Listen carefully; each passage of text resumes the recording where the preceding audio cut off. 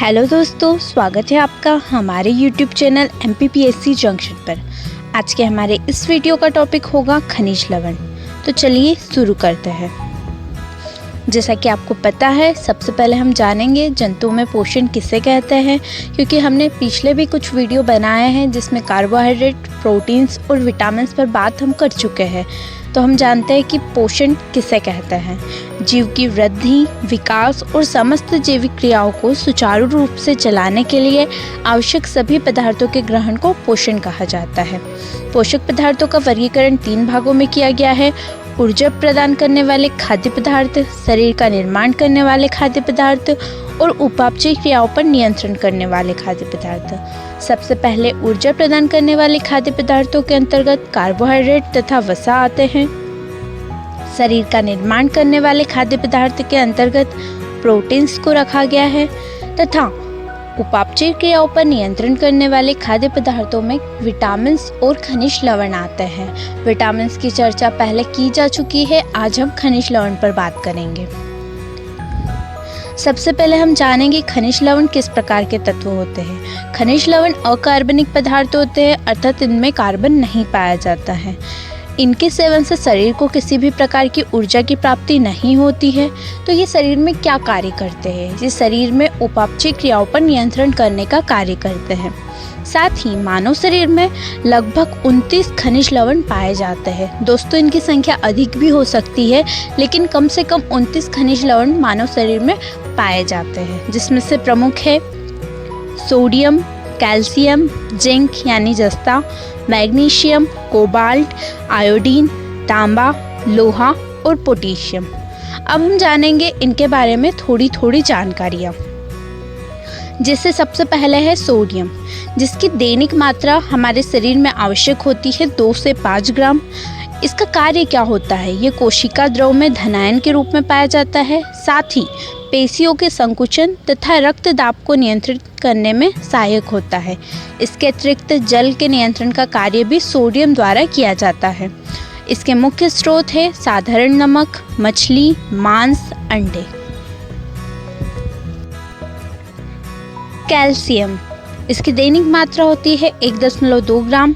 यह हड्डियों तथा दांतों को दृढ़ता प्रदान करने का कार्य करता है। साथ ही रुधिर के स्पंदन में भी भूमिका निभाता है। इसके अतिरिक्त पेशी संकुचन की प्रक्रिया से यह संबद्ध होता है। हमारा अगला खनिज लवण है पोटेशियम। दोस्तों, पोटेशियम की कमी से शरीर को लकवा मार जाता है। इसकी दैनिक मात्रा है 1 ग्राम और ये कोशिका द्रव में धनायन के रूप में पाया जाता है। इसके अतिरिक्त सोडियम भी कोशिका द्रव में धनायन के रूप में पाया जाता है। यह कैल्शियम से संबंधित होकर दांतों तथा हड्डियों को दृढ़ता प्रदान करता है। ये शरीर में अम्लीयता और क्षारकता के बीच संतुलन बनाए रखता है। इसके मुख्य स्रोत है लगभग सभी खाद्य पदार्थ, अर्थात सभी खाद्य पदार्थों में पोटेशियम की कुछ न कुछ मात्रा अवश्य उपस्थित होती है। अगला है लोहा यानी आयरन। इसकी दैनिक मात्रा है 25 mg। यह लाल रुधिर रक्त कणिकाओं यानी आरबीसी में हीमोग्लोबिन के बनने के लिए आवश्यक होता है। यह ऊतक में ऑक्सीकरण के लिए भी आवश्यक होता है। इसके मुख्य स्रोत है कलेजी, गुर्दे, अंडे का पीतक यानी अंडे की जर्दी, सेब, केला, पालक एवं अन्य हरी सब्जियां। अगला है आयोडीन। इसकी दैनिक मात्रा है 20 ग्राम। दोस्तों, दैनिक मात्रा अगर हम याद कर पाए तो बहुत ही अच्छी बात है, अगर नहीं कर पाए तो इसमें कोई चिंता की बात नहीं है। हमें इसमें मुख्यतः इसके मुख्य स्रोत, इसकी कमी से होने वाले रोग और ये क्या कार्य करते हैं ये याद रखना आवश्यक है। आयोडीन ये थायराइड ग्रंथि द्वारा स्रावित थायरोक्सिन हार्मोन के संश्लेषण में महत्वपूर्ण भूमिका निभाता है और इसकी कमी से घेंगा रोग होता है। इसके मुख्य स्रोत है मछली, समुद्री खरपतवार, पत्तेदार सब्जियां, आयोडीन, नमक आदि। अगला है तांबा। हीमोग्लोबिन अस्थियों के निर्माण में और इलेक्ट्रॉन संवाहक के रूप में तांबा महत्वपूर्ण भूमिका निभाता है। इसके मुख्य स्रोत है कलेजी, गुर्दे, अंडे का पीतक, सेब, केला, पालक एवं अन्य हरी सब्जियां। मैग्नीशियम पेशीय एवं तंत्रिका तंत्र की क्रिया हेतु आवश्यक है। दोस्तों इसका कार्य बहुत ही महत्वपूर्ण है। और कोबाल्ट, जो कि हम विटामिन में पढ़ चुके हैं, विटामिन B12 में कोबाल्ट पाया जाता है, जिसका रासायनिक नाम होता है साइनोकोबालामिन। यह आरबीसी तथा विटामिन B12 के संश्लेषण हेतु आवश्यक होता है। अब हम जानेंगे कि जल, जो मानव शरीर में बहुत ही आवश्यक है, यह हमारे शरीर में क्या क्या कार्य करता है। ये सबसे पहले हमारे शरीर के ताप को नियंत्रण करता है।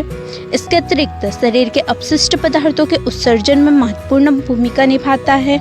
साथ ही साथ अधिकतर जैव रासायनिक अभिक्रियाएं जलीय माध्यम में संपन्न होती हैं। जल की कमी को निर्जलीकरण यानी कि डिहाइड्रेशन कहते हैं। साथ ही जल की अधिकता से हाइपोथर्मिया नामक रोग हो जाता है। और जल की कमी किस कारण से होती है? उल्टी और अतिसार से। एक सामान्य व्यक्ति को प्रतिदिन 4 से 5 लीटर जल की आवश्यकता होती है।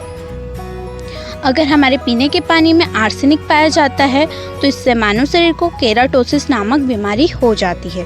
तो दोस्तों आज का हमारा ये वीडियो आपको कैसा लगा? अगर आपको यह पसंद आता है तो आप इसे लाइक कीजिएगा, हमारे चैनल को सब्सक्राइब कीजिएगा और इस वीडियो को शेयर कीजिएगा।